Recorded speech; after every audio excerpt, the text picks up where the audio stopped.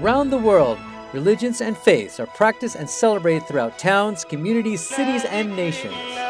These faiths have a specific day in particular in which they will celebrate their belief in their God.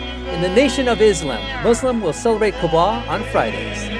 In the nation of Israel and Jews around the world, they'll celebrate their Sabbath on Saturdays. Catholics around the world will celebrate Mass on Sundays. Christians have church.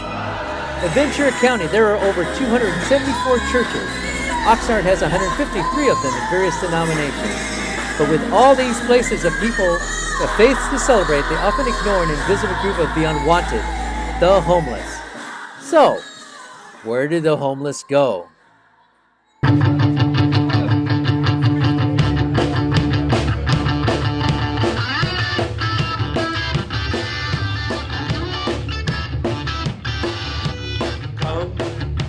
Now is the time to worship. Now is the time to give your heart, just as you want to worship. God spoke to me and said, you need to do church here. See, God understands, I'm a man. Monosyllabic words, simple sentences, works great with me.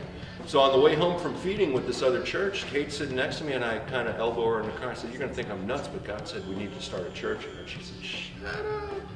God, I heard that too. Crazy, because they never had a church here. They never had anything here. They had chapels, there was no church. Carol, this is crazy, but God told us that we're supposed to do church. She says, get out of here. I heard it Saturday too. So all these people come from LA, they come from Thousand Oaks, they come from Ojai, they come from, and no one gets a salary in this church. No one. I've never had a salaried position doing church because I've got 10 jobs.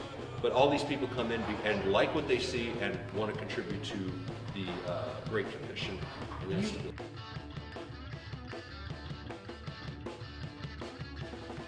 2009. And we've been here every Sunday since.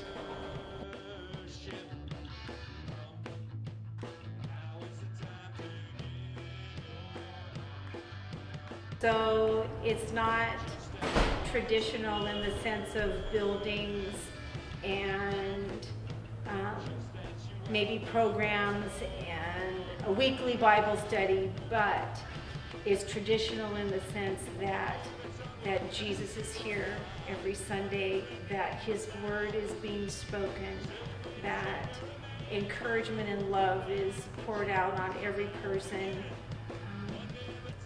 that we worship and we pray and we believe in the miraculous. And so in that we are a church.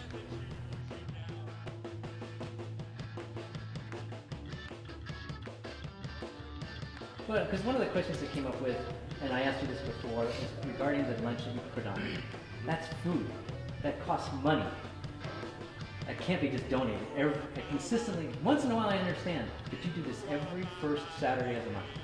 How do you bring that food in? Who gives it to you? We buy it. You buy it. That's the first Saturday of every month, Peter's our $1,200 weekend. We buy 1,200 pieces of chicken from Vons. They give us a discount. It used to be Albertsons, but they closed up. And that's what we spend. Where does homeless people get $1,200 a month? Aside from all the other things that Kate told you about, that we take care of. It's Jesus with the loaves and fishes. That's it. We haven't missed in our 7 years. We have not had any problems with funding. I can't explain it. I mean, we'll bring home offerings sometimes with 75 cents in the jar. And yet we're okay. We always are okay. So we just give it away. And like I said, no one draws a salary here. We don't have a building. So it's very Book of Acts type church here in low overhead Oxnard. And we can get away with it. And we do. Do you talk to businesses outside of this to find other means for people to donate?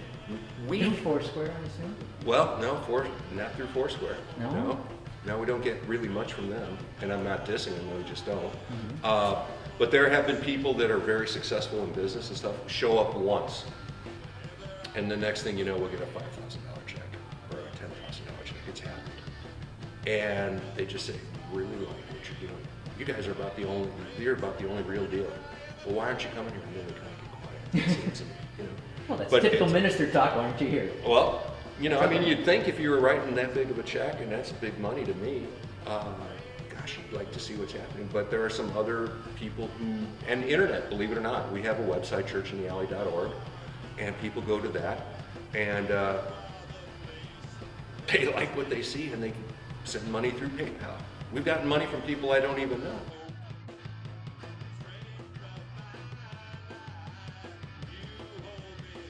What's one of the things I wanted to know if you wanted to build this further? You told me once before in passing, you wanted to shut this down. You just like, oh, you know, this is done. I've done a few people's services. I feel good. Now it's time to. But you haven't. Yeah. What's been pushing you to keep going? Well, let me clarify what you just said, Peter. It's not that I want to shut it down because it runs its course. I would like to shut down this rescue mission, not because funds run out or something like that, that there's no need. You know, this church came out of the whole premise that these folks that are attending here, and I'll even throw myself and Kate in this thing, you know, we're kind of like the misfit toys. Not readily accepted by more traditional churches. And if they would have accepted us all in the first place, this place wouldn't be here. So when I say I'd like to close it down, it would be just that everybody is back integrated. And I'd like to answer Jesus' prayer, his only unanswered one, by the way, of unity in the church with the capital C. If we would have had that in the first place, there would be no need for this. We'd all be, but it's not. So I think it fills a need. And when that need is fulfilled, number one. Number two is to get the word out, is that when you say homeless people, you're throwing a jacket on people. It's kind of like bald men or fill in the blank, anything like that. But these are people fundamentally. And you may think that you don't have anything in common with people, but guess what? God created us all. So the circumstances of someone being homeless are just that. Yes, there are people that love it. Okay, that's a life choice. Good for you. We don't want to enable that because there's better things for you.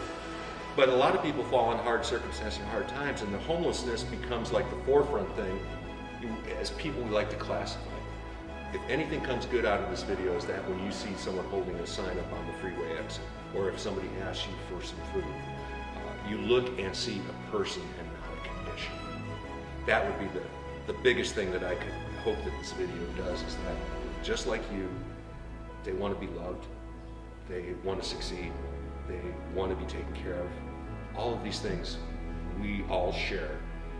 And if you can look beyond the condition of the circumstances and look at the person, that would be awesome. Now we're really building disciples and building what the Great Commission calls for, because we're looking beyond it. Not financial strata, color of skin, any of that.